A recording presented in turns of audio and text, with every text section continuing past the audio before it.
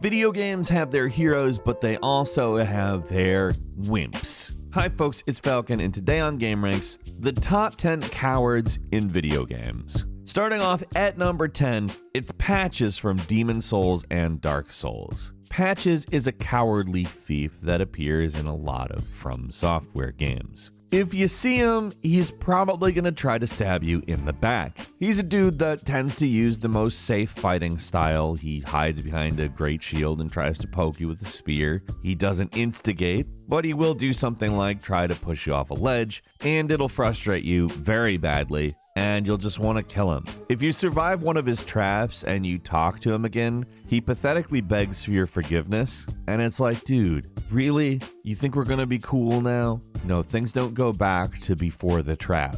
Patches. Come on, let's be friends. What do you say? No need to drag each other down.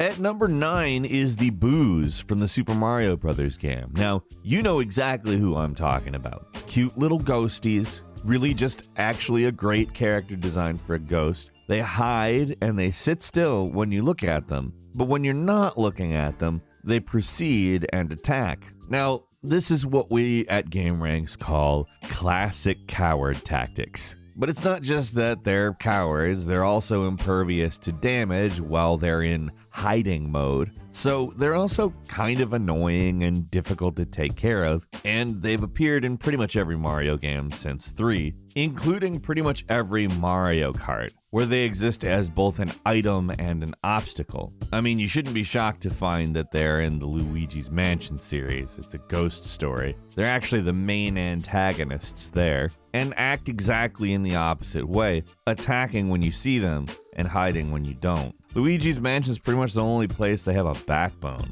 Everywhere else, huge coward. At number 8 is Cactars from Final Fantasy, or Metal Slimes from Dragon Quest. These guys are, they're basically the same thing, right? They look different, obviously, but they don't behave particularly different. They're little guys who are almost impossible to hit, and if you manage to kill them, you get an absolute ton of experience. When you think about it, these enemies are like super cowardly. Enemies like these, and we're not limiting it to Cactars and Metal Slimes here, they often have pretty high damage attacks and amazing evasion, so they could take your party out if they wanted to, at least in a lot of games, a lot of different situations. I'm not saying that a Cactar is going to kill you, but rather than even find out, they pretty much always just turn around and run away. They don't even engage after, 1 or 2 turns. And because of this, it's, a pretty darn annoying enemy type that appears in a ton of RPGs.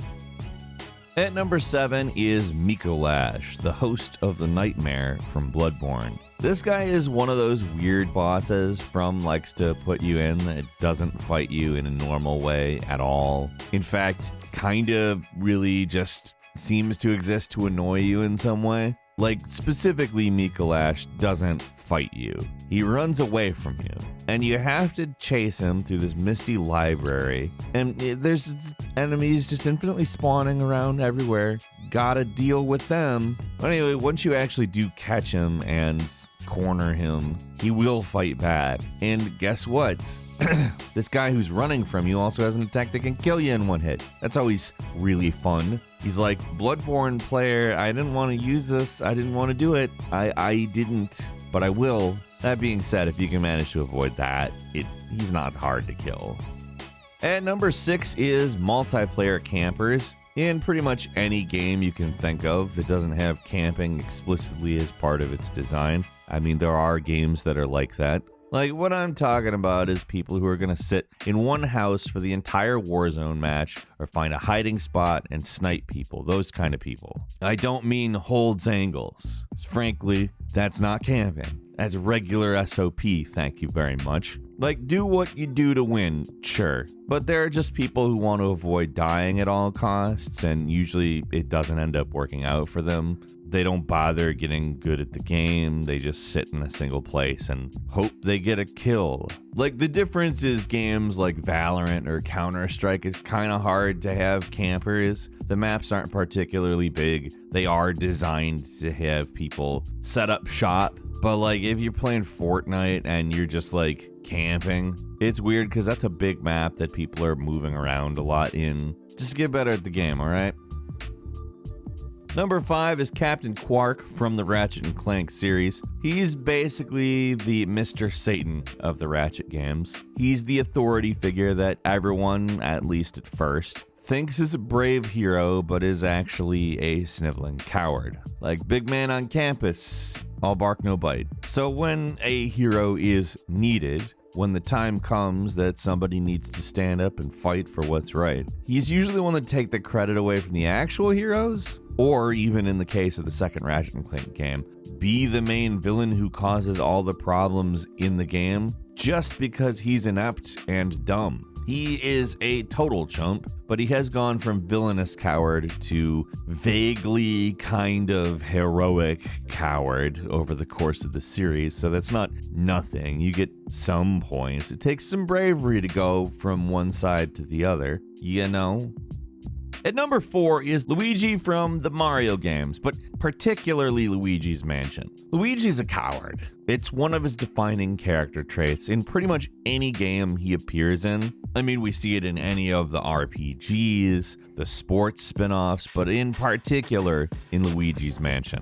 I mean, our man has a button specifically for calling for help from Mario. He spends pretty much the entire series shaking or jumping at the thought of a ghost. And like, this is the hero of this game, man. You'd think after a while, after seeing enough ghosts, they'd be a little desensitized to it. But no.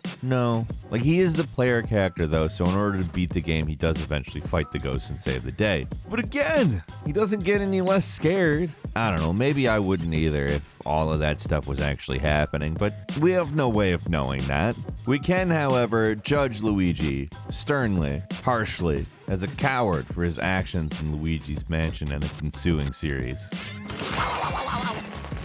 At number 3 is Prince Edward, also known as the Spoony Bard from Final Fantasy IV, or 2 before they renumbered them in the USA. He's basically useless in battle when you first get him. Like, when I say he's useless, I mean like he has hide as a command, where he literally hides. He's like, battling not for me, man. I'm the Spoony Bard. So he hides and it protects him from damage. Not only is he, scared of fighting, he's also not very strong. Like, you get a couple of children in your party, Porum and Palom, who are in fact stronger than him.